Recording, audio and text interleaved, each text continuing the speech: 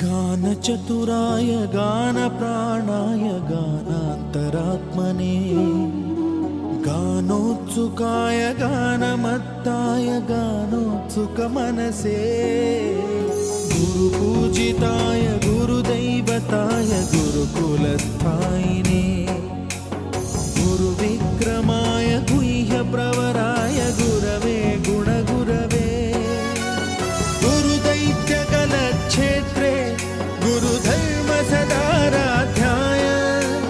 गुरुपुत्र परित्रात्रे गुरुपाखण्डखण्डकाय